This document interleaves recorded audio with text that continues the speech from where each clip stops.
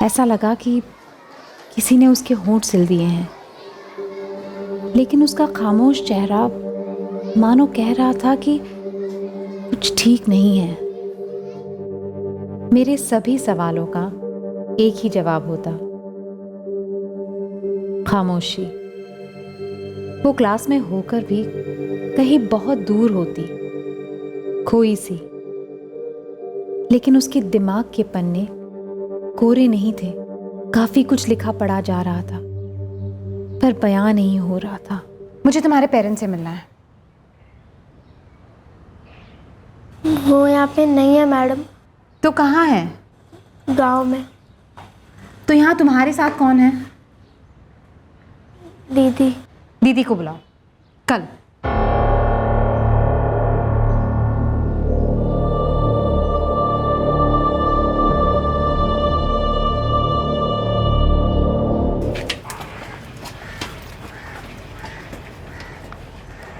नेहा ने अपनी टीचर मेघा से झूठ बोला था। उसके माँ बाप गांव नहीं गए थे। अरे अजीत, संजय, रोज रोज बोलना पड़ेगा मुझे? एक दिन अपने आप तैयार होके स्कूल नहीं जा सकते तुम लोग? अरे पढ़ोगे नहीं ना तो हम जैसा बनोगे। नेहा का पिता आनंद शर्मा फल बेचने वाला था और उसकी मां नम्रता लोगों के घरों में काम करती थी। कठिन जिंदगी थी, पर तनाव का कारण सिर्फ गरीबी नहीं थी। 13 वर्षीय नेहा के साथ कुछ हो रहा था, कुछ ऐसा जिसने उसके दिलो दिमाग को परेशानी की गिरफ्त में धकेल दिया था। नेहा की तकलीफ सन्नाटे में लिपटी थी, लेकिन उसकी क्लास टीचर को नेहा के मन की सिसकियां सुनाई दे रही थी। कुमार अवस्था में अपने डगमगाते कदम रखने वाले बच्चे अक्सर अपनी भावनाओं और अपने तजुर्बों को जुबान नहीं दे पाते, लेकिन उनके मासूम चेहरे और उनकी कोमल आंखें दर्द और डर दोनों के निशब्द आईने होते हैं।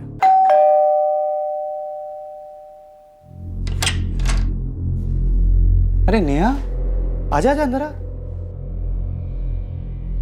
मैं तेरे स्कूल आऊं? क्यों, क्या गड़बड़ की है तूने? मैंने कुछ भी नहीं किया है काजल दीदी। तो फिर तेरी टीचर क्यों मिलना चाहती है मुझसे? बोलना क्या हुआ स्कूल में? अरे अब इतना भी क्या पुलिस वालों की तरह सवाल कर रही है काजल? अब टीचर ने बुलाया तो मिला ना। काजल, तुम्हारी बहन को कोई तकलीफ है? नहीं मैडम। क्यों? क्लास में ध्यान ही नहीं होता इसका, रोज होमवर्क इनकम्प्लीट। क्या बात है? क्यों नेहा, क्या कह रही है मैडम? देखो नेहा, अगर तुम्हें कोई परेशानी है तो तुम मुझे बता सकते हो, डरो मत। अच्छा, मुझे नहीं तो अपनी दीदी को तो बता सकते हो। बताओ क्या बात है?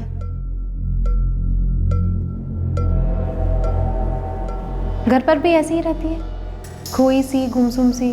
मैडम वो दरअसल नेहा माँ बाबा के साथ रहती है। शादी के बाद मैं अपने घर पे रहती हूँ। हाँ, लेकिन जब से तुम्हारे माँ बाप गाँव गए हैं तुम ही देखभाल करती होगी ना।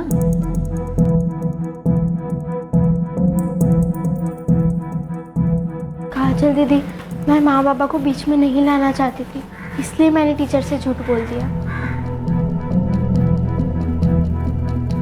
लेकिन क्यों सर? विक्रम ने क्या किया है?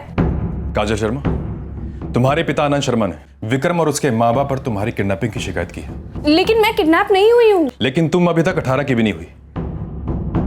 आनंद शर्मा, तुम्हारी काजल इस विक्रम जायसवाल के घर मिली है। बड़ा चालाक है ये विक्रम, पहला फुसला के भगा ले गया बच्ची को। नहीं सर, ये सच नहीं है सर। काजल खुद अपनी मर्जी से मेरे साथ आई है। काजल सच बताना सर को क्या है? हाँ सर, विक्रम बिल्कुल सही कह रहा है। मेरे साथ किसी ने कोई जबरदस्ती नहीं की सर, मैं खुद गई हूँ उसके साथ। हम दोनों शादी करने वाले हैं। काजल, शादी तुम तब तक नहीं कर सकती जब तक तुम 18 साल की नहीं हो जाती। तुम नाबालिग हो। और विक्रम जायसवाल, चार्ज तो बनता है तुम्हारे खिलाफ जबरदस्ती ले जाने का। मैं और काजल तो एक दूसरे से प्यार करते हैं सर। बकवास कर रहा है ये। प्यार व्यार के नाम पे पता नहीं क्या कांड किया है हमारी इज्जत के साथ। सबके सामने तू अपने माँ बाप का नाम उछाल रही है, इसका साथ दे रही है तू? जो सही है मैं उसी का साथ दे रही हूँ, और मुझे आप लोग के साथ नहीं रहना है। मेरी भी अपनी कोई मर्जी है। सुनो काजल, कानून ये कहता है कि तुम विक्रम जायसवाल के साथ नहीं रह सकते। लड़की को मेडिकल के लिए ले जाओ, और नाइक, इस विक्रम जायसवाल को हिरासत में लो। नहीं सर। काजल, क्या हुआ? नेहा कुछ बोल ही नहीं रही है, पता नहीं क्या हुआ है उसके साथ।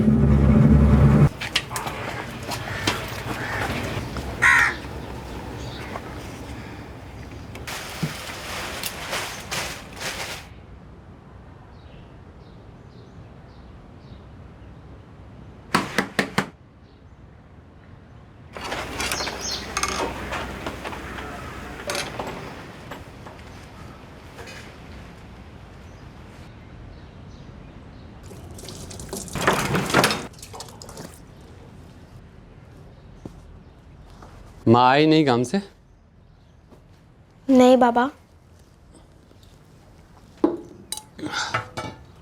संजय और अजीत भी नहीं आए स्कूल से? नहीं।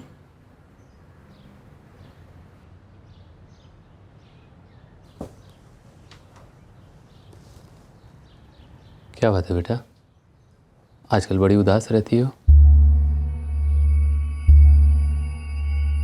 उसके होंठों की खामोशी, उसकी आंखों का सन्नाटा आखिरकार चंद शब्द बनकर कागज पर उमड़ पड़ा। उस चिट्ठी में एक राज था जो उसके कांपते हाथों ने लिखा था और वो टीचर्स रूम की तरफ चल पड़ी थी।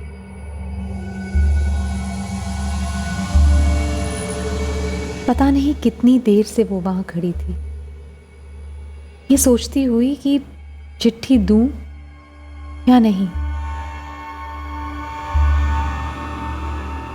आखिरकार उसने हिम्मत जुटा ही ली, चिट्ठी मुझ तक पहुंचा दी। मेरे पूछने पर फिर खामोश रही और पलटकर चली गई।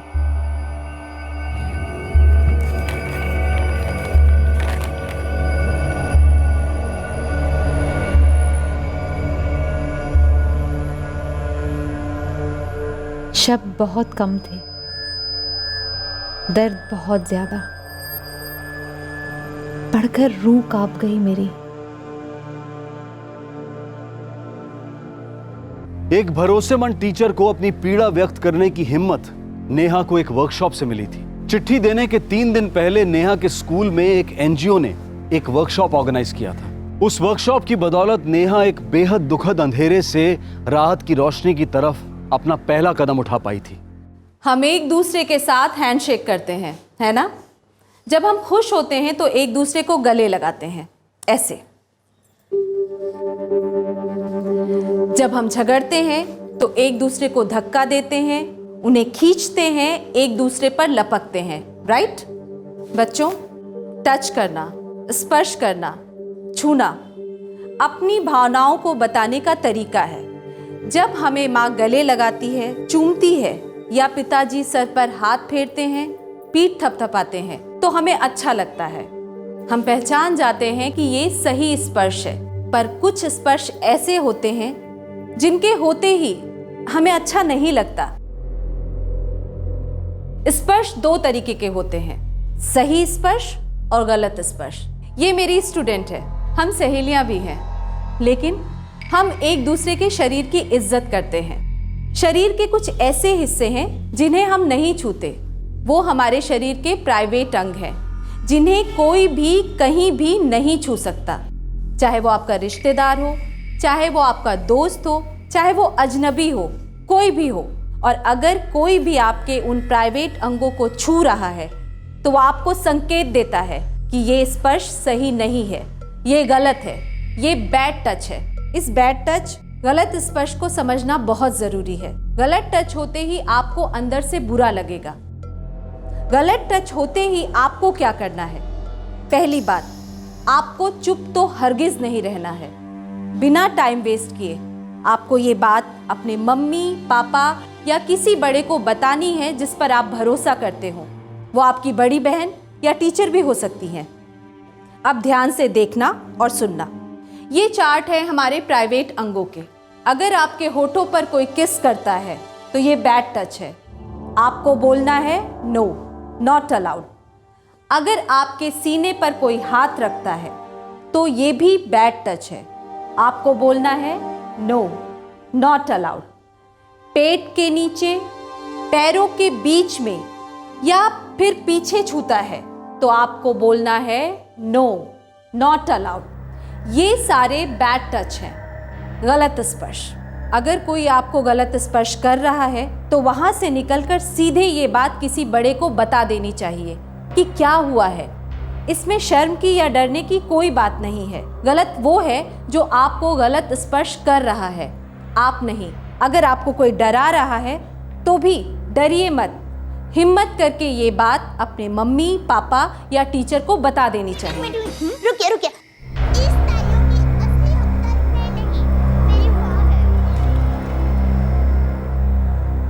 अगर कोई भी आदमी किसी के भी साथ अपनी ताकत लगाकर ज़बरदस्ती या प्यार से गेम के नाम पर इस तरह से छूता है या गंदी हरकतें करता है तो ये गलत है, ये जुर्म है। बच्चों, अगर आप में से किसी को भी लगता है कि किसी ने आपको गलत तरीके से छुआ है तो आपको बिना डरे, बिना हिचकिचाए बोलना है। जैसे जब आपका किसी के साथ झगड़ा हो जाता है तो आप कैसे जाके मम्मी को बता देते हैं, है कि नहीं? बिल्कुल उसी तरह किसी ने आपको इन 4 जगहों पर छुआ तो आपको किसी बड़े या मम्मी को जाके बताना है। शेयर करने में कोई बुराई नहीं है, समझ गए? आपके नोटिस बोर्ड पर हमने अपने पोस्टर्स लगा दिए हैं जिसमें हमारे फ़ोन नंबर्स हैं। अगर आपको कोई रॉन्ग टच करता है, गलत स्पर्श करता है या परेशान करता है तो आप हमसे फ़ोन पर बात कर सकते हैं। आप अपने घर के बड़े या टीचर्स से भी इस बारे में बेझिझक बात कर सकते हैं।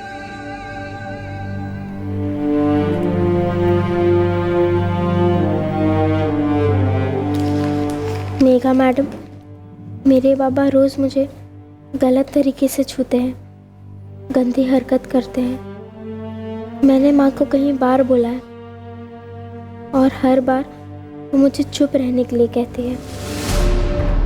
मुझे बहुत गंदा लगता है, दर्द होता है।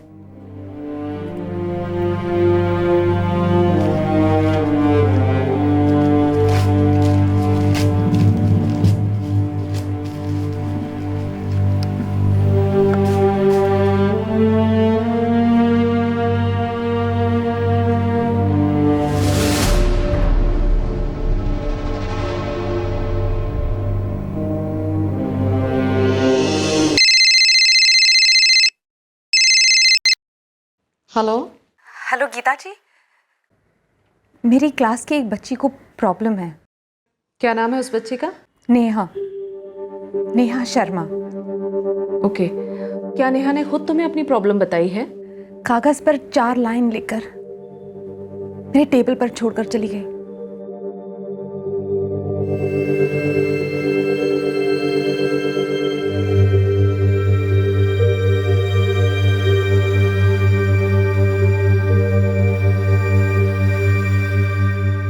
आज स्कूल के बाद क्या तुम उसे अपने पास रोक सकती हो?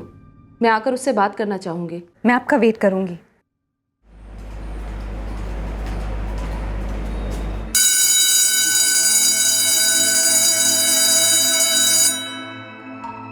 नेहा, तुमने सबसे मुश्किल कदम उठा लिया है।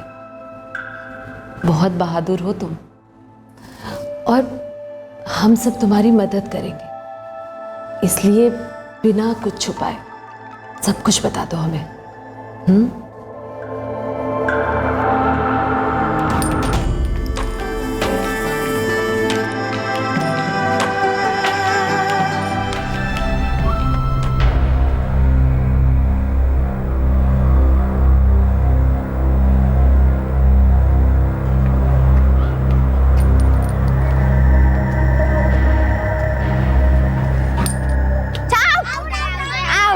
'ए काजल, ए काजल, चल पापा को चाय बना के पिला। मैं नहीं बनाने वाली, मुझे खेलना है। बड़ी बदतमीज हो गई है ना तू, देखता है तुझे। दीदी मुझे भी खेलना है, बाद में खेलना। नेहा तुम नेहा आजा बेटा, तू आजा, आजा पापा के पास, मैं खेलूंगा तेरे साथ। हाँ आजा, अपने ठेले पे बिठा के सैर कराऊंगा। हाँ चल। 7 साल की उम्र में नेहा को सही स्पर्श, गलत स्पर्श, गुड टच, बैड टच के बारे में पता नहीं था, क्योंकि उसके बारे में उसे किसी ने बताया नहीं था। और उसको गलत स्पर्श करने वाला उसका अपना पिता था। 7 साल की बच्ची ये कैसे समझ पाती कि उसके पिता का स्पर्श बैड टच है?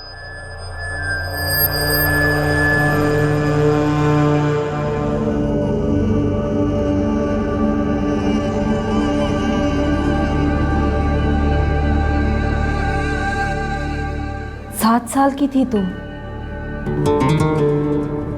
और ये तुम्हारे साथ रोज होता था।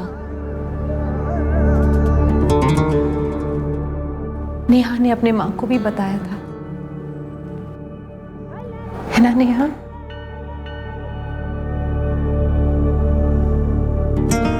नेहा को यह समझने में वक्त लगा कि उसका पिता जो उसके साथ करता आया था वो गलत था। मेरे अलावा किसी को बोला तूने? नहीं माँ।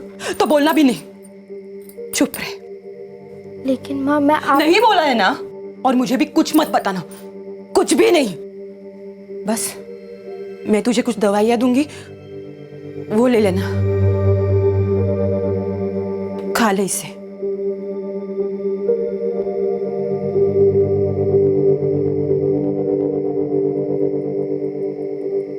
नेहा को अजीब लगा था कि टीवी पर दिखाए गए रेप सीन को उसकी मां ने गंदा कहकर चैनल बदलवा दिया था, पर वो अपने ही घर में अपनी ही बेटी के साथ हो रहे उसी जुर्म से मुंह फेर रही थी।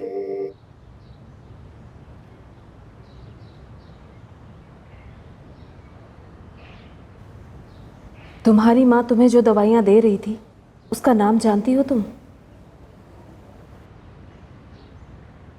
मैडम, ये बच्ची की बनाई हुई मनगढ़ंत कहानी नहीं है। पिछले 6 साल से उसका सेक्सुअल एब्यूज चल रहा है और शोषण करने वाला है उसका अपना बाप। उसने बड़ी ही क्लैरिटी के साथ अपनी सारी डिटेल्स हमें बताई है कि क्या क्या हो रहा था उसके साथ। मैम, मुझे इस स्कूल में 3 ही महीने हुए हैं, लेकिन डे 1 से नेहा मेरी नज़र में रही है। हमेशा ब्लैंक, डिस्टर्ब्ड, किसी भी चीज़ में इंटरेस्ट नहीं। लेकिन हमने जो वो वर्कशॉप किया था अवेयरनेस वाला, उसके बाद वो सामने आई और मुझे आकर वो नोट दिया। मुझे लगता है उस वर्कशॉप से उसे हिम्मत मिली। लेकिन गीता, तुम्हें क्या लगता है सबसे पहले हमें क्या करना चाहिए? सबसे पहले हमें पुलिस कंप्लेंट करनी चाहिए।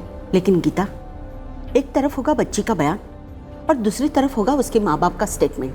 हमारा पक्ष थोड़ा कमजोर हो सकता है। मेघा कह रही थी कि उसकी एक बड़ी बहन है जो उसे मिलने स्कूल आई थी। हाँ मैम, उसका नाम है काजल जायसवाल, लेकिन नेहा ने उसके साथ ये बात शेयर नहीं की है। जब उसकी माँ ने ही उसे सपोर्ट नहीं किया तो बाकी घर वालों से उसका कॉन्फिडेंस हट गया होगा। हमें उसका कॉन्फिडेंस बनाए रखना होगा।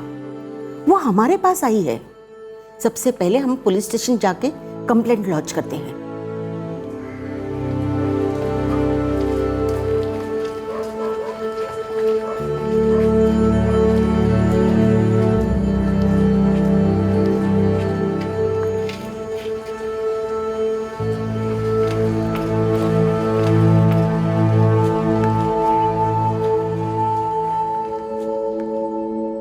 अवेयरनेस वर्कशॉप से हिम्मत पाकर नेहा अपनी तकलीफ के बारे में एक चिट्ठी के जरिए बोल पाई थी। नेहा की दबी आवाज को उसकी स्कूल टीचर मेघा और एनजीओ के कार्यकर्ताओं ने कानून के कानों में बुलंद कर दिया। पूरे 6 साल नेहा के साथ उसके अपने घर में उसके अपने पिता के हाथों उसका यौन शोषण होता आया था। नेहा ने अपनी मां को इस भयंकर हादसे के बारे में बताया भी था, लेकिन उसी वक्त उसकी आवाज को खामोश कर दिया गया। जब एक मां अपनी बेटी के साथ ऐसा करती है तो उस बच्ची का किसी पर भी भरोसा करना बहुत मुश्किल है। गीता जी, मुझे पता है मामला नाजुक है, लेकिन फिर भी हमें बच्ची से तो बात करनी ही पड़ेगी। सिर्फ बात नहीं इंस्पेक्टर, आपको एफआईआर दर्ज करनी होगी। देखिए, अगर जुर्म हुआ है तो एफआईआर तो होगा ही होगा।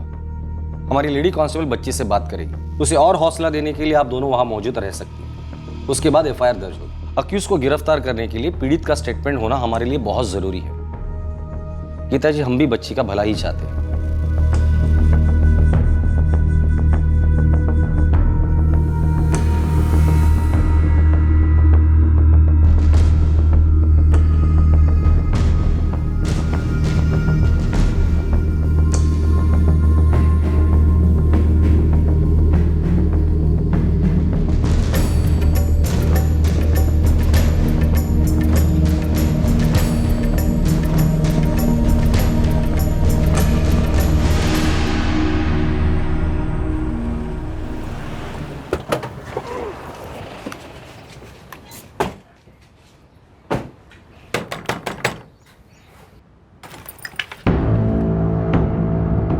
क्या बात है? तुम्हारे पति आनंद शर्मा कहाँ है? वो बाजार गए हैं। कौन से बाजार? वो सब्जी मंडी में ठेला लगाते हैं। लेकिन बात क्या हुई है साहब?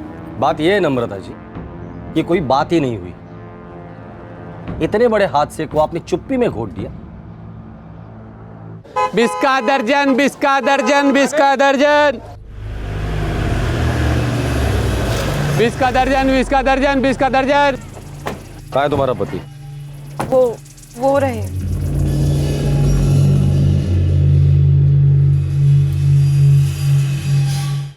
ये क्या बात कर रहे हो साहब? नेहा हमारी बेटी है, सगी बेटी, खून है हमारा। आप लोग कुछ भी बोले जा रहे हो। अरे मैं गरीब हुआ तो क्या, कुछ भी बोलोगे आप लोग? आनंद शर्मा, नेहा ने हमें सब कुछ बता दिया है कि पिछले 6 साल से तुम उसके साथ क्या क्या कर रहे थे।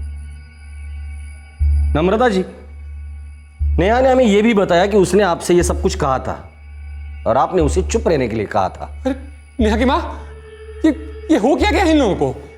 दिमाग खराब कर दिया हमारी बच्ची का। किसी ने भड़काया या बहकाया मेरी नेहा को? उसने मुझे कभी भी कुछ नहीं बोला इस सब के बारे में। इस सब के बारे में नेहा ने आपको बताया था 1 साल पहले।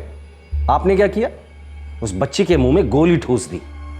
कौन सी गोली खिला रही थी बच्ची को? नहीं साहब, उसने मुझे कुछ नहीं कहा।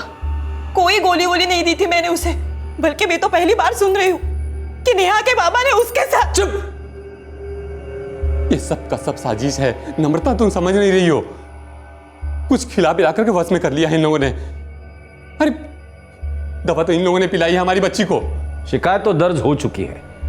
नेहा को मेडिकल एग्जामिनेशन के लिए भेज दिया है। डॉक्टर उसे चेक करेंगे और फिर खुलेगा तेरे 6 साल के करतूतों का चिट्ठा।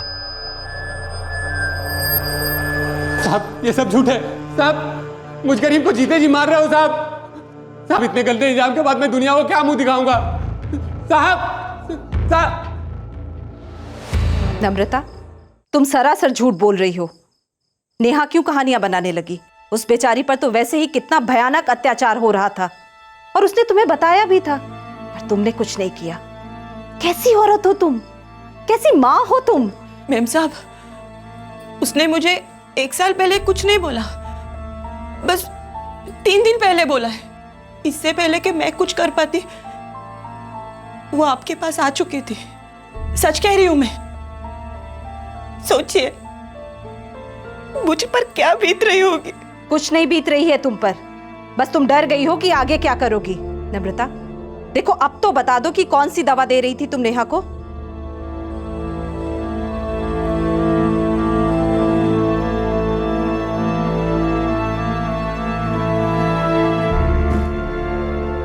Hymen ruptured and it is an old rupture. इस लड़की के साथ काफी लंबे समय से सेक्सुअल असॉल्ट होता आया है।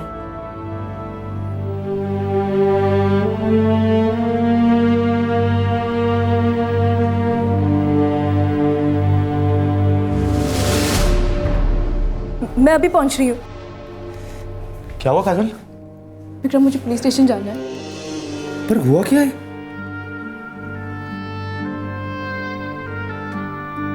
नेहा की बड़ी बहन काजल पुलिस के सामने हाजिर हुई। शादी होने से पहले तक वो उस घर का हिस्सा थी। पुलिस उससे ये जानना चाह रही थी कि क्या उसे नेहा के साथ हो रहे यौन शोषण की कोई भनक थी।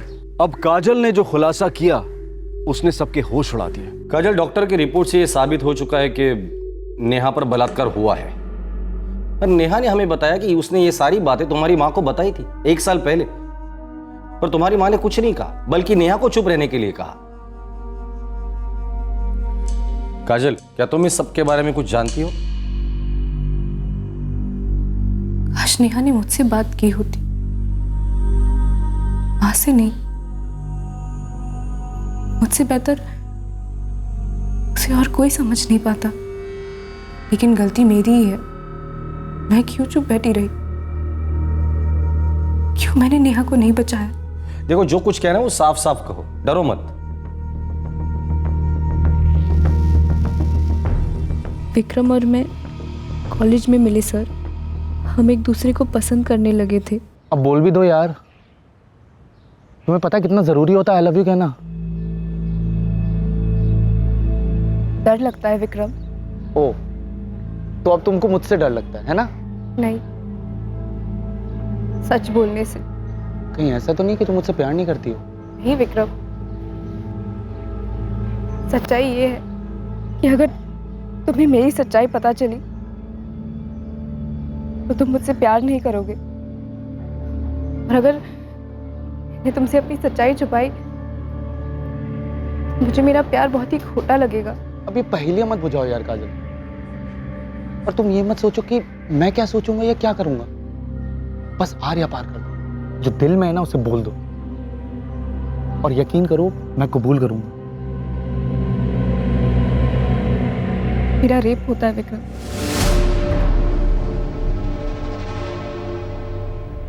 क्या कह रही हो काजल तुम? हाँ, बहुत साल पहले पहली बार हुआ था। उसके बाद बार बार लगातार होता है। पर कौन? नहीं सुन सकोगे तुम। अरे कौन काजल, कौन? मेरे बाबा। उसके बारे में मैं कुछ नहीं कर सकती, मैं किसी को कुछ नहीं बता सकती। अगर वो कोई बाहर का आदमी हो, कोई अनजान इंसान हो, तो तुम रो सकते हो, तुम लड़ सकते हो। फिर अगर तुम्हारा सबसे पहला रक्षक हो, अगर वो तुम्हारे साथ ऐसा करे,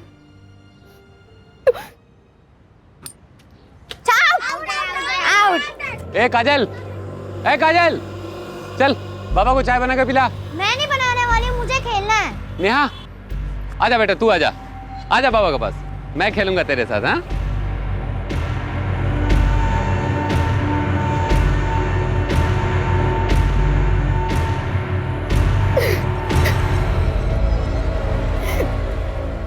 तुम वो घर छोड़ दो काजल, और मेरे साथ आ जाओ। मैं तुम्हें उस घर में नहीं लौटने दूंगा। मैं तुमसे शादी करूंगा, तुम्हें अपने साथ रखूंगा पूरी लाइफ।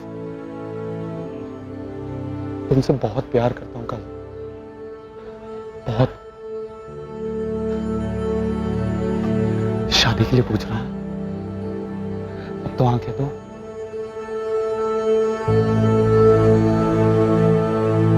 मैं विक्रम के साथ भाग गई, लेकिन फिर बाबा ने उसके खिलाफ किडनैपिंग का कंप्लेन दर्ज कर दिया, विक्रम को अरेस्ट करा दिया। पर सर ऐसा मत कीजिए। सर विक्रम ने मुझे किडनैप नहीं किया है सर, ये गलत है सर, उसने कुछ भी गलत नहीं किया है। अगर किसी ने कुछ गलत किया तो वो मेरे बाबा हैं। मुंह तोड़ दूंगी मैं तेरा काजल, तुझे पता भी है तू क्या बक रही है? देखो देखो कितनी गंदी बात कर रही है हमारी बेटी। ऐसा दिमाग करके छोड़ दिया है उसने, पता नहीं किस गटर का पानी डाल दिया है इसके दिमाग में।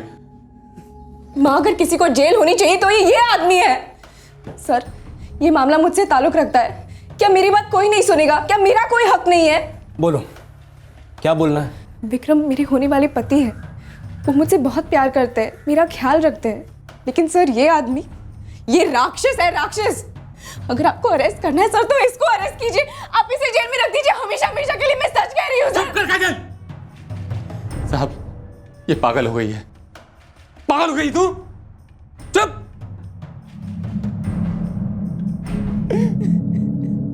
बाबा की शिकायत के कारण विक्रम को 2 महीने की जेल हुई सर, और मुझे जबरदस्ती बाबा के घर लौटना पड़ा, क्योंकि मेरे 18वें जन्मदिन में कुछ टाइम बाकी था। रो मत काजल, और डर भी मत। तू एक काम कर, तू वापस चली जा, और जितना हो सके उस आदमी से दूर रह। तुम्हारे 18 साल के होते ही हम शादी कर लेंगे, प्रॉमिस। और उसके बाद ये सब हमेशा के लिए खत्म हो जाएगा। मैं पुलिस वाले को बार बार कह रही थी कि मेरे बाबा गंदे हैं, गलत आदमी है। काजल, क्या तुमने उस पुलिस वाले को ये बताया था कि तुम्हारे बाबा तुम्हारे साथ बलात्कार कर रहे हैं? नहीं सर, कोशिश करने से पहले ही चुप हो गई। तो डर, ऊपर से शर्म, और हर बात पे एक ही बात दोहराई जाती थी कि मैं नाबालिग हूं, मुझे अपनी माँ बाप की बात सुननी चाहिए। कैसे माँ बाप सर? इस इंसान को कोई बाप कैसे बोल सकता है जो अपनी बेटियों का रेप करता है? लेकिन आज मुझे बहुत बुरा लग रहा है। उस दिन अगर मैंने पुलिस स्टेशन में पूरी दुनिया के सामने चीख चीख के बोल दिया होता कि ये आदमी आनंद शर्मा मेरा रेपिस्ट है, तो आज मेरी बहन यहाँ को इतने साल इस जानवर को झेलना नहीं पड़ता। शर्म आ रही है मुझे खुद। मैं इतनी कमजोर बहन निकली। शर्म आ रही है कि मेरी माँ मुझसे भी कमजोर निकली।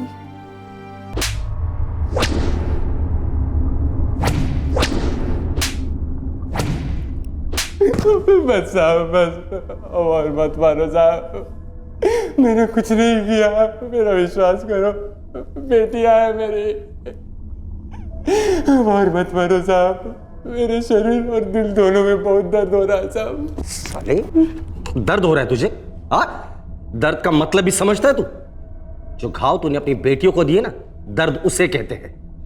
नेहा की मेडिकल एग्जामिनेशन करवाई है हमने, कसम से कहता हूं, इतने साल के ड्यूटी में तेरे जैसा गिरा हुआ, घटिया और कमीना इंसान मैंने आज तक नहीं देखा। अरे बाप क्या होता है, इंसान क्या होता है, बस साले तू क्या है?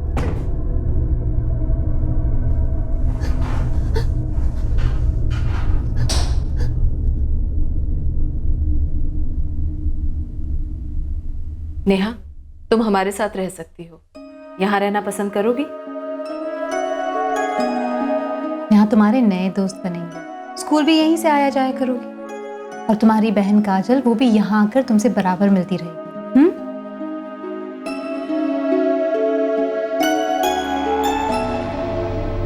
मुझे माफ कर दे नेहा, मैं अपनी दुख दर्द में इतनी खो गई कि मैंने ये सोचा ही नहीं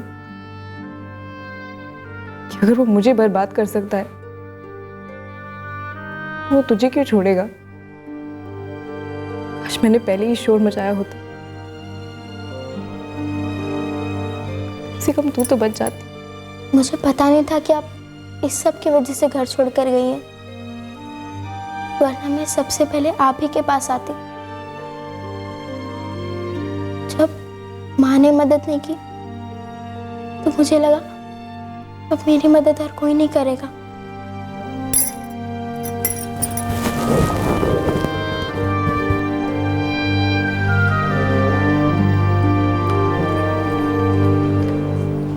चूंकि नम्रता पर 2 छोटे बच्चों की जिम्मेदारी है, इसलिए उस पर चुप रहकर एक जुर्म को छिपाने के चार्जेस नहीं लगाए गए।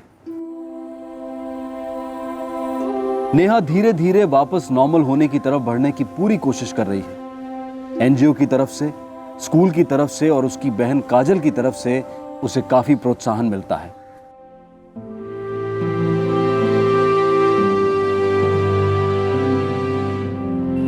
मैडम, मैं बोलूं?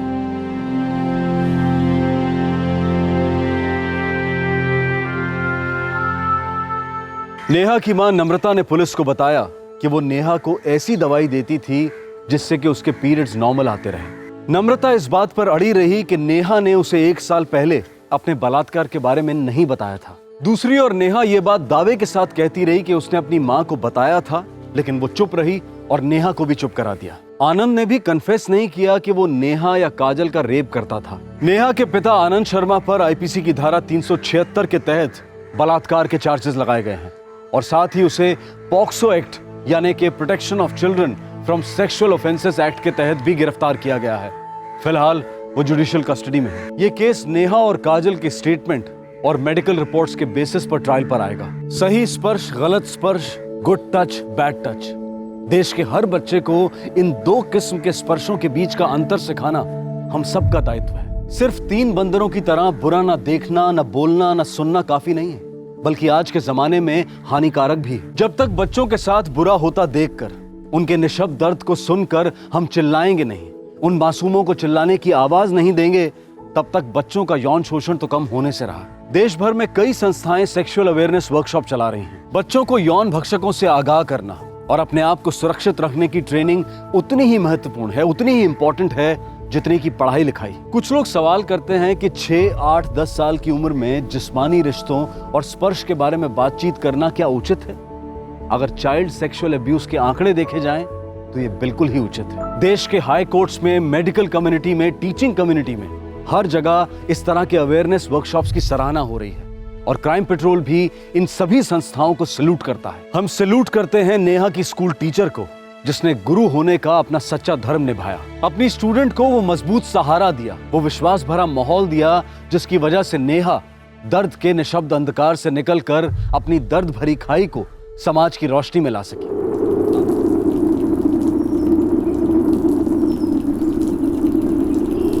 3 साल पहले मेरे बाबा चल बसे।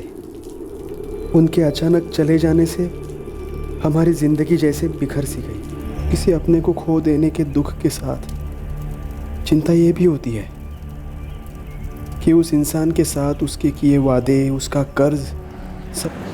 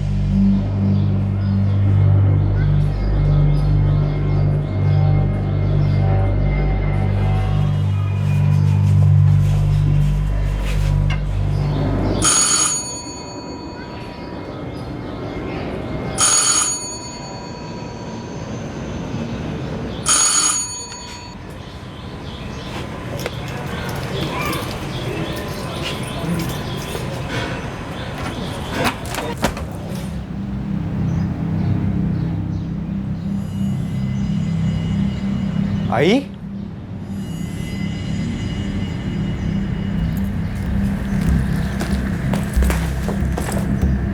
आई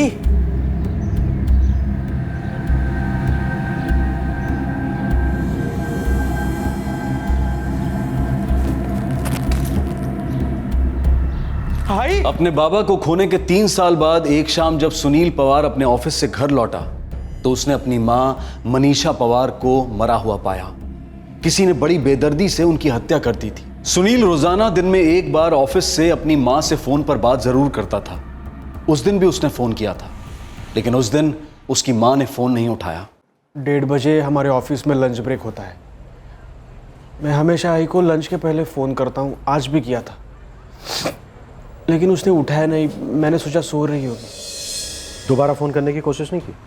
मैंने सोचा थोड़ी देर बाद फ़ोन करूँगा, फिर काम में बिज़ी हो गया और बाद में भूल गया।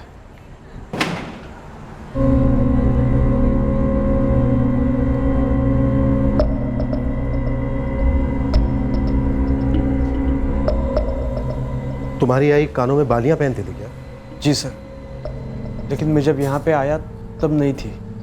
सर ये राइट हैंड का हैंडगला मिला है, शायद कातिल का है। अंगूठे के पास से फटा और खून के निशान भी हैं। शायद वार करते वक्त कातिल को भी चोट लगी होगी।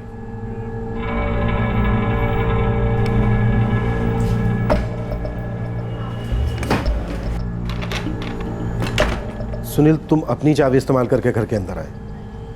सर कई बार बेल बजाने के बाद भी आई ने दरवाज़ा नहीं खोला, तो मैं अपनी चाबी से खोला। कुल मिलाकर कितनी चाबियां हैं घर की? बस 2 ही है, एक मेरे पास रहती है और एक आई के पास। तुम दोनों के अलावा और कोई भी रहता है घर में? जी नहीं सर, मेरी बड़ी बहन है रोहिणी। पिछले साल उसकी शादी हो गई, तब से मैं और मेरी आई हम दोनों ही रहते हैं। रोहिणी नायगांव में अपने पति के साथ रहती है। मैंने उसको फ़ोन किया था, वो बस आती ही होगी।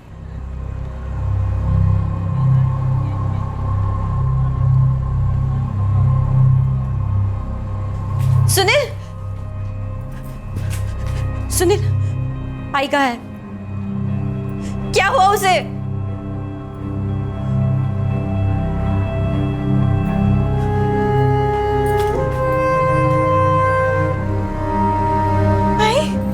सुनील, यही है तुम्हारी बहन रोहिणी? जी।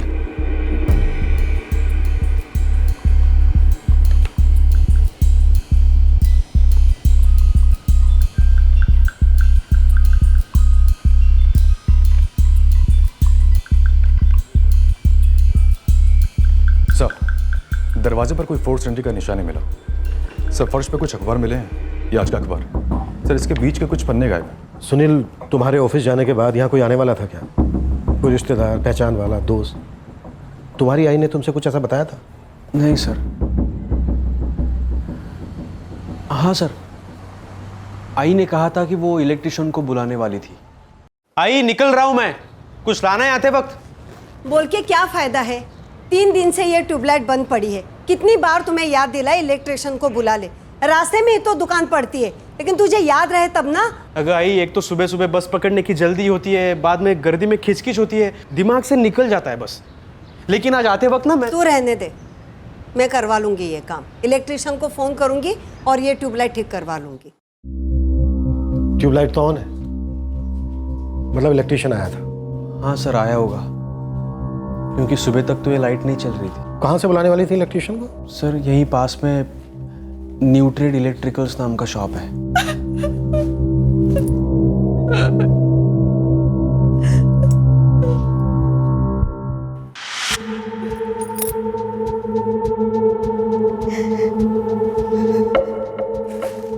सर, ये थैली। सर, पता नहीं इस पर पहले ध्यान ही नहीं गया।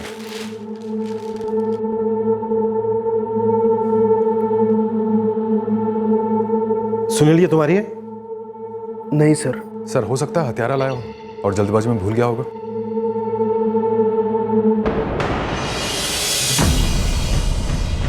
ये भूल उसे अब बहुत महंगी पड़ेगी।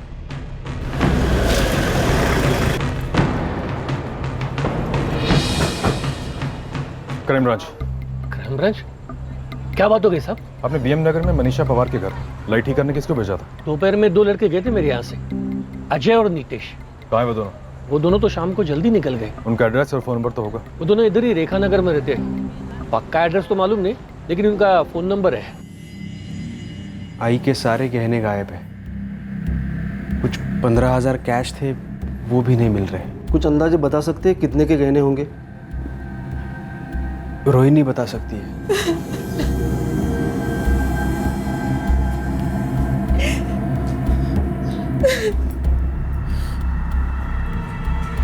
सर, ये सागर शायद किसी दर्जी का नाम लगता है जिसने शर्ट सी होंगी। सिर्फ नाम है सागर, एड्रेस नहीं है। इसका एड्रेस पता करो। सर, ऐसे तो बहुत होंगे। दर्जी के दुकान के अलावा घर घर में भी काम करने वाले होते हैं या? और सागर की दुकान होगी शायद, या शायद ये भी घर से काम करता हो। ये दर्जी उस आदमी को जरूर जानता हो और यही हमें हथियारे तक पहुंचाएगा। इस सागर टेरर का एड्रेस मुझे जल्द से जल्द चाहिए। बीएम नगर और उसके आसपास के इलाके से शुरू करो। क्लियर? सर। कानों की बालियां जो लाश से निकाली गई थी और अलमारी के जेवर, ये सब मिला के करीब 2.25 लाख के गहने चोरी हुए और 15,000 कैश। आपने कहा कि आपकी 3 शर्ट और 1 टी-शर्ट गायब होगी, पर अजीब बात है, ये हत्यारा शर्ट क्यों लेके जाएगा? आपने ठीक से चेक किया था? मुझे याद है, मैंने अपने हाथों से अलमारी में रखे थे। इकड़े से ही करा।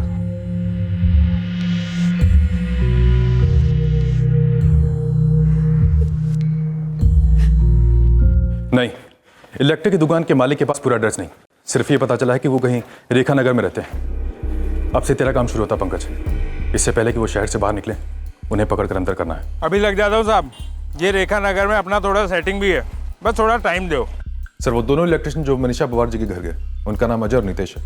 दोनों के फोन स्विच ऑफ पड़े हैं। अजय और नितेश जब लाइट ठीक करने वहां गए होंगे तो उन्होंने पैसे या जेवर वहां देखे होंगे। नीयत खराब हुई होगी, सोचा होगा बूढ़ी औरत है, अकेली है, आराम से भाग निकलेगी। लेकिन जल्दबाजी में कोई एक अपने कपड़े की थैली वहीं भूल गया।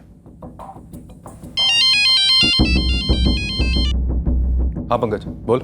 ये दोनों तो हलवा निकले, हलवा। ये अजय और नितेश है ना, दोनों पड़ोसी हैं, एक ही चाल में रहते हैं और अभी घर पर ही है। मुझे पूरा एड्रेस है। सब ठीक से रख लिया ना? हाँ सब ठीक से रख लिया, फिक्र मत करो।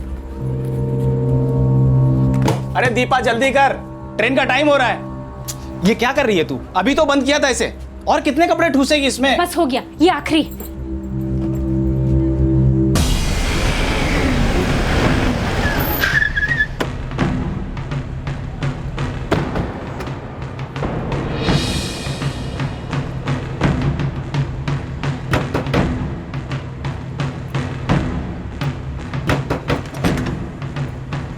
अजय जी कहिए। नितेश जी। तो भागने की तैयारी हो रही थी? क्या कह रहे हैं साहब, भाग के कहाँ जाएंगे? आज दोपहर को कहाँ गया था? हम उस घर में गए थे, वहां पर लाइट भी ठीक किया मैंने और अजय ने। और एक खून भी। किसका खून? क्या कह रहे हैं साहब? अब बहुत देर हो चुकी है। ये तब पूछना था जब सामान समेट कर यहाँ से भागने की प्लानिंग हो रही थी। कोई प्लान नहीं था भागने का साहब, और क्यों भागेंगे? हाँ साहब, हमारी बीवी मायके जा रही है, हम कहीं नहीं जा रहे साहब। हम सच कह रहे हैं साहब, ये कहीं नहीं आ रहे थे। वो हम तो अजय की बीवी मालती के साथ अपने गांव जा रहे हैं। मैं और अजय यही हैं, हम तो बस इनको स्टेशन छोड़ने जा रहे थे। ये देखिए साहब, हमारे पास ट्रेन का कंफर्म टिकट भी है।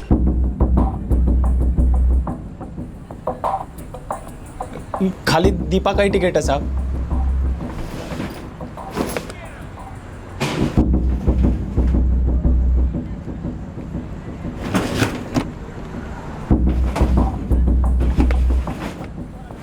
साहब इन्हें छोड़ दीजिए साहब, इन्होंने कुछ नहीं किया है साहब, छोड़ दीजिए। इन्होंने कुछ नहीं किया है साहब। साहब हमने लाइट रिपेयर किया, माजी से अपना पैसा लिया और चले आए साहब। चालू कर। लो माँ जी, चालू हो गया। मैंने बोला था ना कि स्टार्टर डालना पड़ेगा। अब तो ठीक चलेगी ना? माजी नया स्टार्टर डाला है इसमें, वो भी ओरिजिनल, 6 महीने की गारंटी भी है इसकी। ये लो। नमस्ते माजी, आजा। निकलते वक्त कुछ भूले तो नहीं थे वहां? नहीं साहब, हम कुछ नहीं भूले। कैसे मारा मनीषा पवार को और जेवर कहां छुपाए? देखो जो भी सच है वो कर दो, क्योंकि अगर मैंने रिपेयरिंग की ना तुम दोनों की, तो तुम्हारी बॉडी में जितने भी वायर्स हैं ना, सब शॉर्ट सर्किट हो जाएंगे। साहब हम सच कह रहे हैं, हमने किसी को नहीं मारा, कोई गलत काम नहीं किया साहब हमने। साहब आपने हमारा घर उलट पुलट करके देख लिया, उस घर के सिवा हमारे पास कुछ नहीं है साहब। अश्विन सर, कपड़े मैले हो गए इनके, जरा नई शर्ट तो लेकर आओ इनके लिए।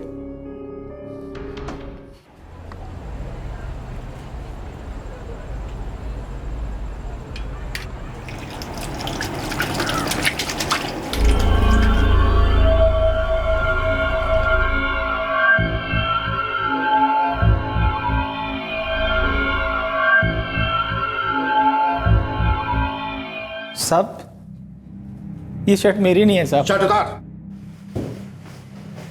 ये पहन। अगर ये तुझे फिट आ गई ना, तो जेल में तेरे लिए वर्दी सी नाप की बन जाएगी।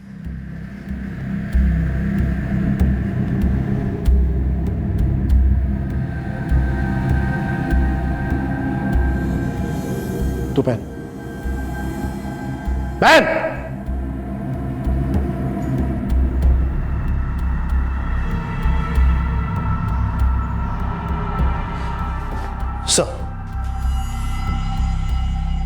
बेटा डाल। सर दरअसल। क्या दरअसल? दरअसल वो शर्ट। शर्ट?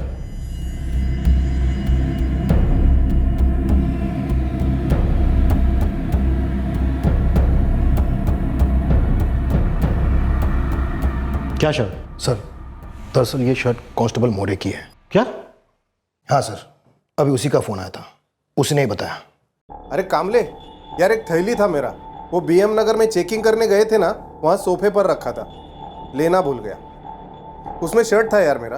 उस पर सागर टेलर का टैग लगा था क्या? हाँ हाँ वही, मेरे यहाँ का दर्जी है वो। सर मोरे अपनी ड्यूटी खत्म करके घर जा रहा था, तभी ये बीएम नगर का केस आ गया, तो टीम के साथ वो भी वहाँ आ गया और अपनी थैली भी लेके आया था, और बाद में वो थैली वहीं भूल गया।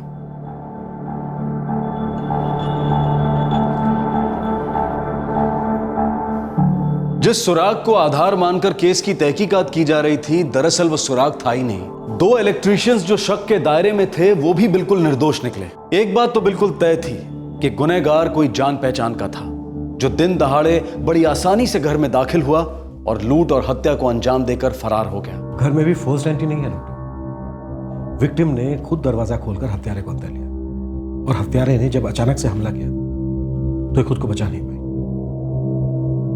इस ग्लव पे जो खून लगा है साफ नहीं है। श्योरिटी से कह नहीं सकते कि ये विक्टिम का खून है या किसी और का। मैं श्योर हूं डॉक्टर, ये ग्लव और इस पर लगा हुआ खून हत्यारे का ही है। अगर ये मर्डर प्लान था तो हत्यारा पूरी तैयारी के साथ आया होगा। ये राइट हैंड का ग्लव है तो लेफ्ट हैंड का ग्लव भी कहीं जरूर होगा। मैं श्योर हूं डॉक्टर, हमला करते वक्त हत्यारे के राइट हैंड में चोट लगी होगी। दैट मेक्स सेंस, क्योंकि विक्टिम के पेट पे चाकू से कई वार किए गए। डॉक्टर मर्डर अंदाजन किस टाइम का होगा? 27 जून की दोपहर को करीब 1 से 2 बजे के आसपास। विक्टिम के पेट से खाने के ट्रेसेस भी मिले। शायद थोड़ी देर पहले खाना खाया था, डाइजेशन भी नहीं हुआ था। 3 साल पहले मनीषा ताई के पति गुजर गए। बेटी की 1 साल पहले शादी हो गई। तब से बस माँ और बेटा दोनों ही थे। सुनील का उसकी माँ के साथ क्या कभी किसी बात को लेकर झगड़ा होता था? साहब कभी देखा सुना तो नहीं हम लोगों ने।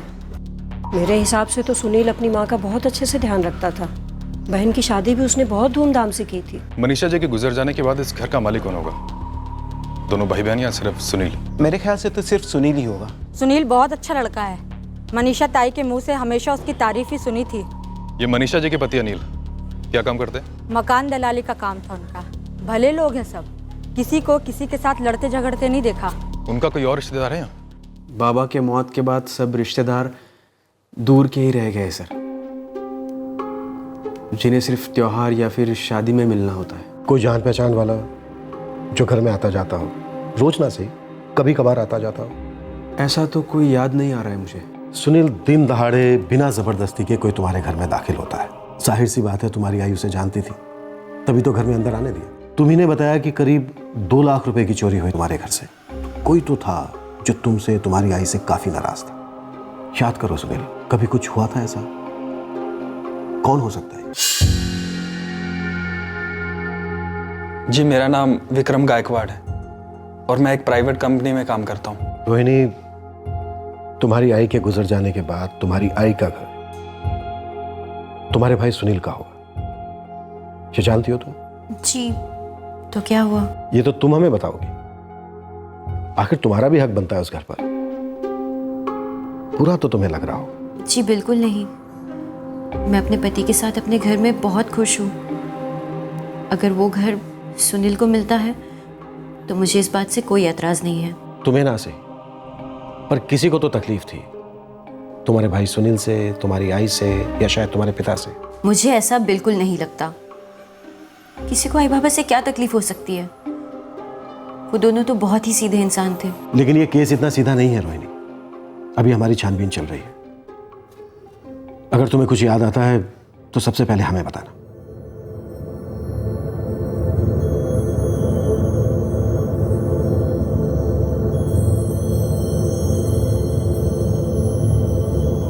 मैं करवा लूंगी ये काम। इलेक्ट्रिशियन को फोन करूंगी और ये ट्यूबलाइट ठीक करवा लूंगी। जाहिर सी बात है तुम्हारी आई उसे जानती थी, तभी तो घर में अंदर आने दिया।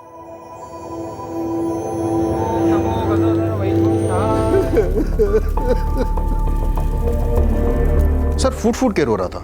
ऐसा लग रहा था सुनील और रोहिणी से ज्यादा उसे दुख हुआ मनीषा जी के मरने पर। और उसका रोना सुनकर मेरा ध्यान गया तो मैंने देखा कि उसके दाहिने हाथ के अंगूठे पर एक पट्टी बंधी थी। कौन था वो? सर मैंने पता किया, वो सुनील के पिताजी का चचेरा भाई है, नरेश पवार।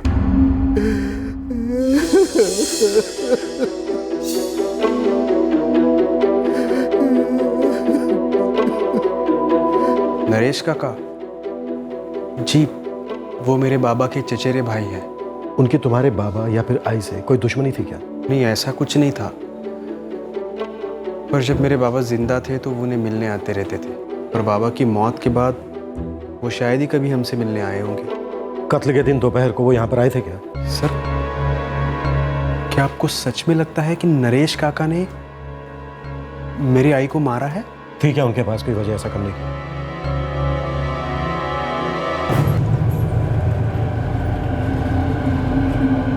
वो टैक्सी चलाता है, कुछ दोस्त यार है उसके। अक्सर ये उनके साथ बैठ के पत्ते खेलता है, शराब पीता है। घर में बीवी है और एक 16 साल की बेटी। बीवी का नाम आरती पवार है और बेटी का नाम निशा पवार। निशा कॉलेज के फर्स्ट ईयर में है। लेकिन नरेश पवार अपने चचेरे भाई की बीवी को क्यों मारेगा? सर ये तो नहीं पता चला।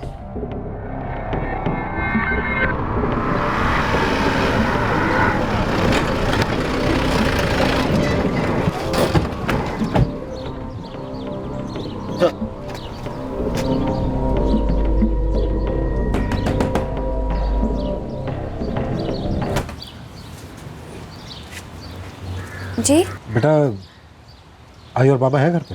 बाबा तो काम पर गए हैं, पर आई है घर पे।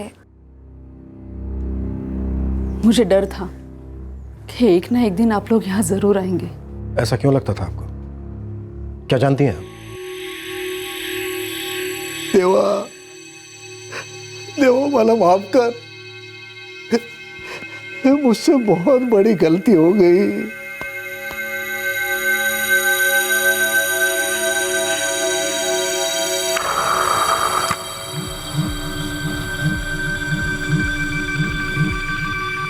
क्या हुआ?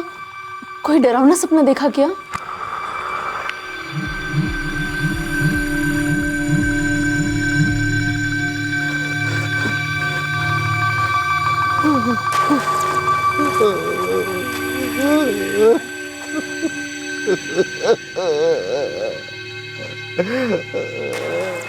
मुझे नहीं पता क्या किया है इन्होंने, लेकिन कोई बात तो है जो उन्हें अंदर ही अंदर खाई जा रही है। ये हाल कब से है उनका? उनकी भाभी मनीषा पवार की मौत के बाद से? हाँ, शायद तभी से।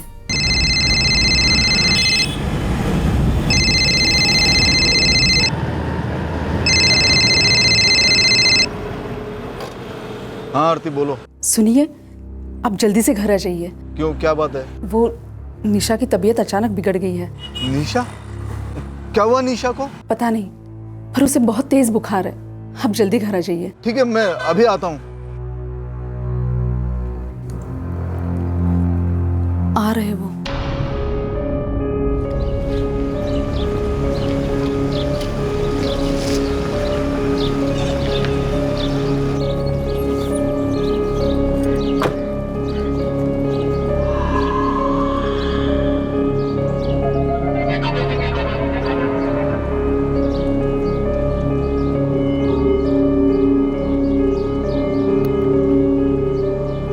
कौन है आप लोग? हम क्राइम ब्रांच। Crime branch?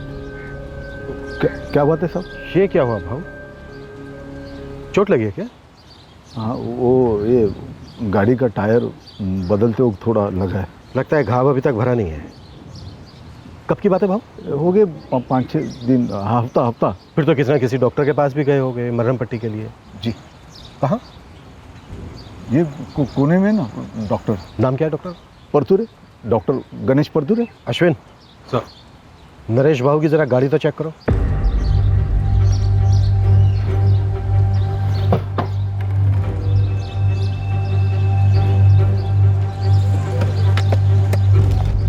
क्या बात है साहब? ये क्या ढूंढ रहे गाड़ी में?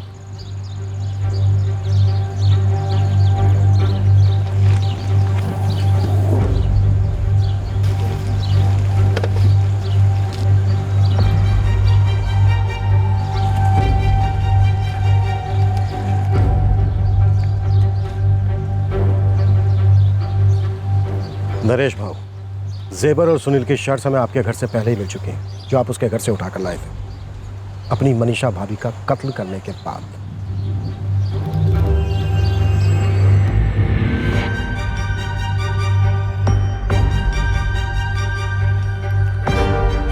सारे सबूत सामने। आपके चेहरे का उड़ा हुआ रंग आधी दास्तां तो वैसे ही बयां कर रहा है। बेहतर यही होगा कि आप अपना गुनाह कबूल कर लें। मैं नहीं मारा उसको, मैं नहीं मारा मनीषा भाभी को। उसका मरा हुआ चेहरा अभी भी मेरे आंखों के सामने आता है। दिन रात एक बोझ सा महसूस होता है, गुनाह का बोझ। सब भगवान कभी माफ नहीं करेगा मेरे इस गुनाह को। मैं मानता हूं आपको पछतावा है इस बात का, लेकिन ये सब करने के पीछे वजह क्या थी? मुझे मेरे पैसे वापस चाहिए थे साहब। मनीषा पवार ने आपसे पैसे लिए थे?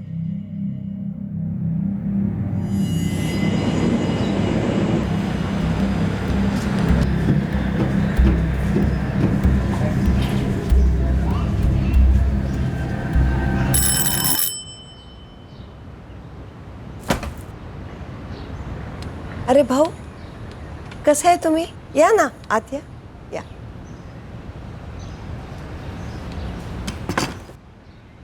लेकिन भाऊ, मेहरबानी करके वही बात फिर से शुरू मत करना। तो खत्म कर दो ना उस बात को। क्या खत्म करूं? आप समझते क्यों नहीं? बार बार उसी बात को लेकर आप झगड़ने क्यों आ जाते हैं यहाँ? तो और क्या करूं मैं? फिर तुम समझते क्यों नहीं हो? नुकसान मेरा हुआ है ना। मैंने आपसे कितनी बार कहा, आपके भाव ने मुझसे इस बारे में कोई बात नहीं की थी, और आज जब वो नहीं है आप मेरे पीछे पड़े पैसे लौटाने के लिए। ये बात ठीक है क्या भाऊ? मैं कहाँ से लौटाऊंगी पैसे? रोहिणी की शादी में खर्चा करने के लिए तुम्हारे पास पैसे थे, और मेरा कर्जा चुकाने के लिए पैसे नहीं तुम्हारे पास। भाऊ बस, मैंने आपसे कर्जा नहीं लिया था, और मेहरबानी करके इस बात को यही खत्म कर दीजिए।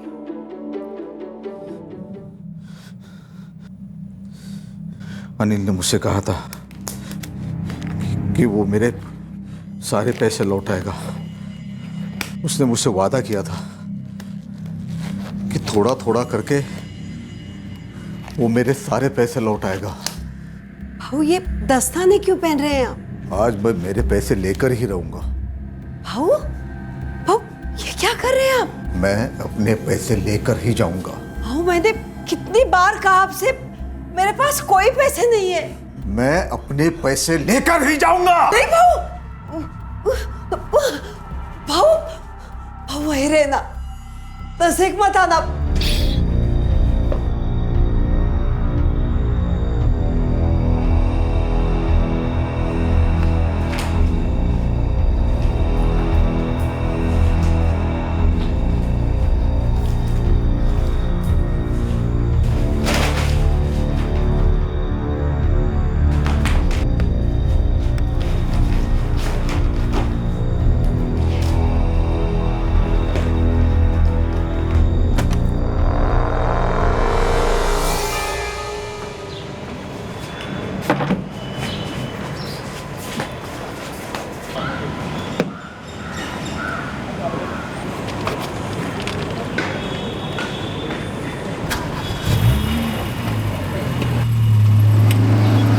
वापस लौटते वक्त मैंने मेरी शर्ट और चाकू कचरे के डब्बे में फेंक दिया। सुनील की टी शर्ट मुझे छोटी हो रही थी, तो रास्ते में बदल कर मैंने उसकी शर्ट पहन ली। हाँ, मैंने ये क्या कर दिया था? मुझे ऐसा नहीं करना चाहिए था, लेकिन मुझे मेरे पैसे वापस चाहिए थे साहब। किस बात के पैसे? क्या आपके चचेरे भाई अनिल ने आपसे कोई कर्ज लिया था? नहीं साहब, लेकिन वो मेरा कर्जदार था, उसी की वजह से मैंने मेरे पैसे खोए। मेरी सारी जमा पूंजी खो दी मैंने।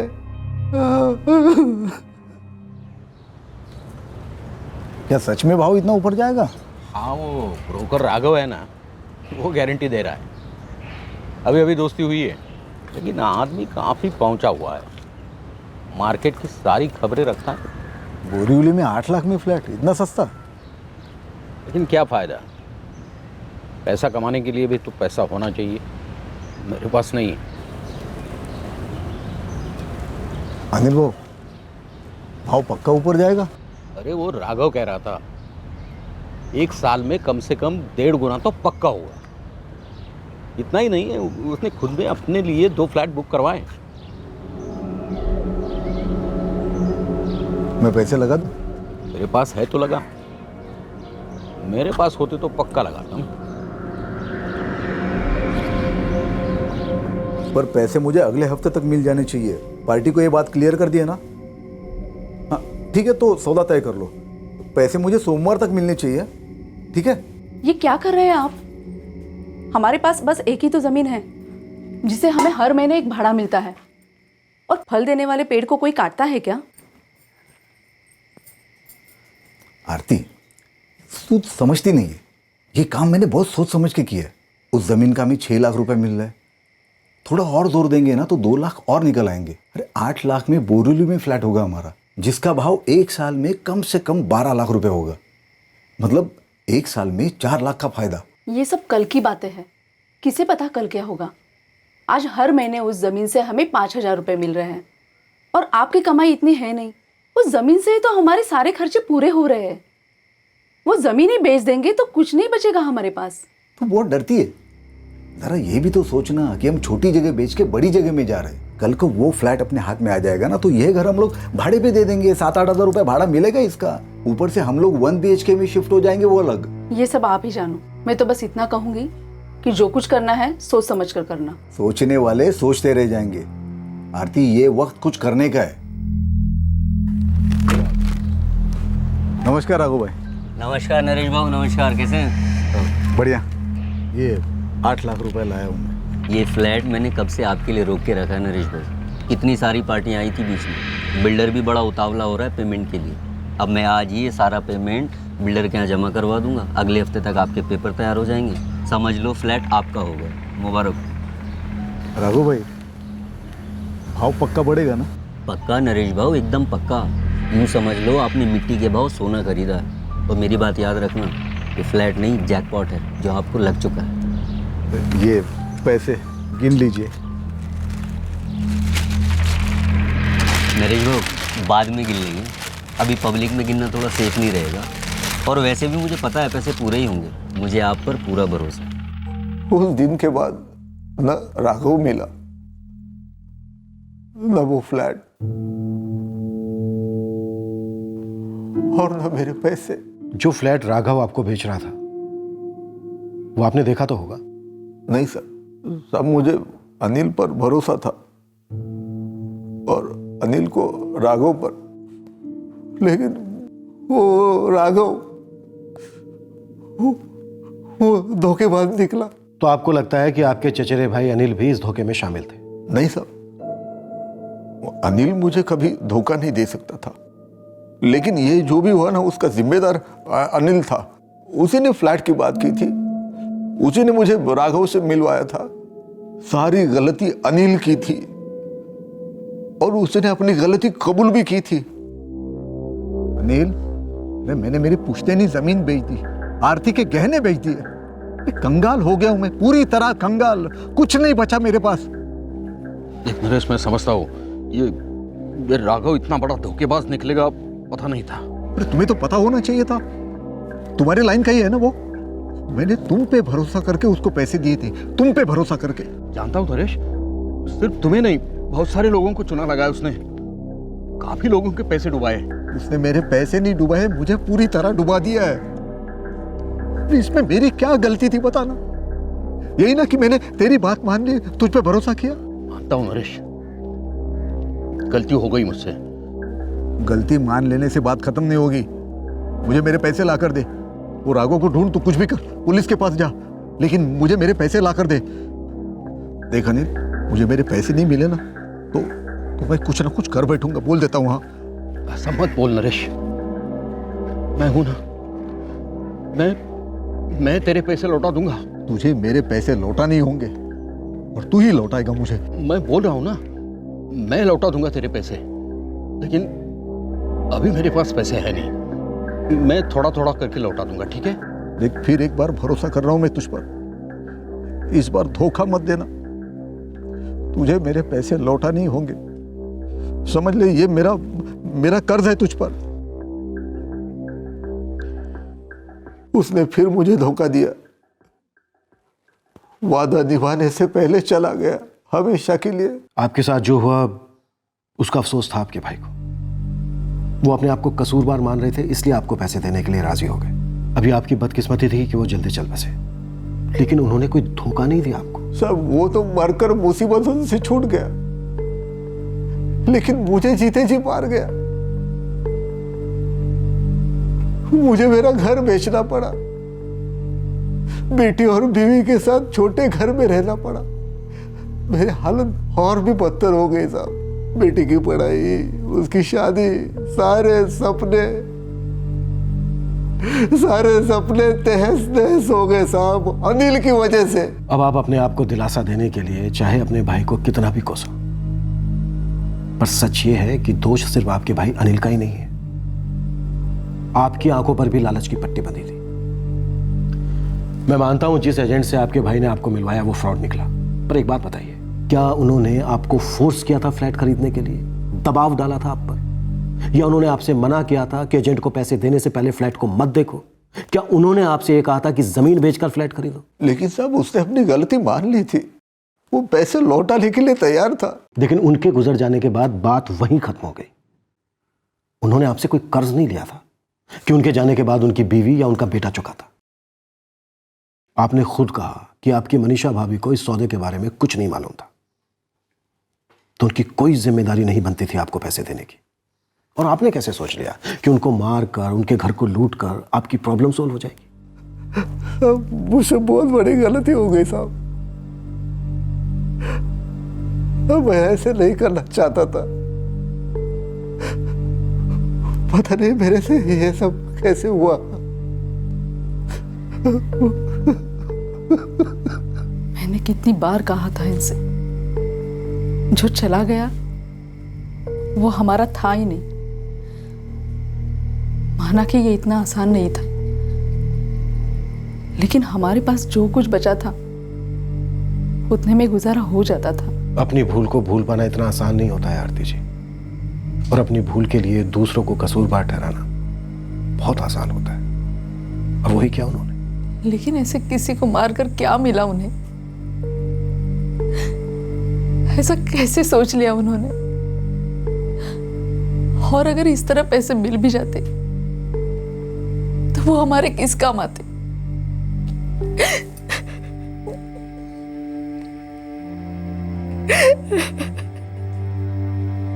मुझे भी आई ने कभी नहीं बताया नरेश काका के बारे में। अगर बाबा ने गलती की भी थी तो? नहीं सुनील, बाबा की कोई गलती नहीं थी। नरेश काका ने खुद अपनी मर्जी से वो पैसे इन्वेस्ट किए थे। ये तो बाबा का बड़प्पन था जो वो उन पैसों को वापस करने के लिए मान गए, वरना ये बाबा की कोई जिम्मेदारी थोड़ी ना थी। लेकिन आई ने क्या बिगाड़ा था उनका? उसे किस बात की सजा मिली? काश नरेश काका ने मुझसे कहा होता। पता नहीं मैं उनकी मदद कर पाता भी या नहीं, लेकिन एक बार तो बताया होता।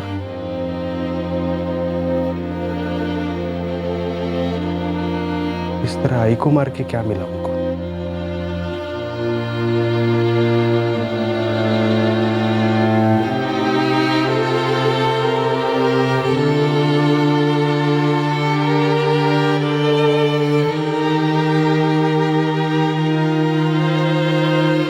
नरेश पवार पर आईपीसी की धारा 302 के तहत हत्या और धारा 397 के तहत लूट और लूट के लिए गंभीर नुकसान पहुंचाने के चार्जेस लगाए गए हैं।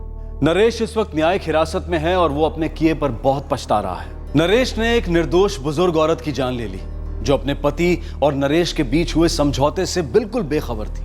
वो नहीं जानती थी कि उसके मरहूम पति ने नरेश से क्या वादा किया था। अपनी सारी जमा पूंजी, अपनी सारी बचत को गवा देना किसी भी इंसान की हिम्मत तोड़ सकता है, लेकिन अगर कोई भी इंसान बिना सोचे समझे, बिना जाने परखे कहीं पर भी निवेश करता है तो ये दरअसल निवेश नहीं, उसकी नादानी है, और उस नादानी के लिए वो खुद जिम्मेदार है, ना कि कोई और।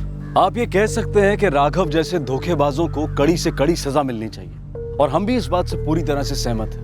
लेकिन हम ये भी कहेंगे कि अपनी पूंजी को किसी भी स्कीम में इन्वेस्ट करने से पहले हमें खुद बहुत चौकन्ना रहना चाहिए। देखा जाए तो इस तरह के फ्रॉड को समझना कोई मुश्किल काम नहीं है। हमेशा ऐसे धोखे एक छलावे की तरह होते हैं जिसमें हकीकत से परे बड़े बड़े वादे किए जाते हैं, और ये वादे सिर्फ जुबानी होते हैं, लिखित में इनका कोई प्रमाण नहीं दिया जाता। इन धोखेबाजों का मकसद सिर्फ शिकार की आंखों पर लालच का चश्मा चढ़ाना होता है ताकि जमीनी सच्चाई उसे नजर ही ना आए। इन शॉर्ट बात बहुत ही सिंपल है। अगर कोई बड़े बोल और मीठी जुबान से ये कहता है कि ये इन्वेस्ट करने की once in a lifetime opportunity है, तो आप समझ लीजिए कि ये कोई मौका नहीं बल्कि शायद बहुत बड़ा धोखा हो सकता है। जितना ज्यादा लुभावना ऑफर, समझ लीजिए उतना ही ज्यादा सतर्क रहने की जरूरत। आपसे फिर मुलाकात होगी क्राइम पेट्रोल सतर्क में एक और नए केस के साथ। तब तक अपना ख्याल रखें, सुरक्षित रहें, स्वस्थ रहें और याद रखें, सही वक्त सही कदम, सतर्क रहें। जय हिंद। इस तरह के और भी एपिसोड देखने के लिए हमारे चैनल को सब्सक्राइब करें और बेल आइकन दबाना ना भूलें।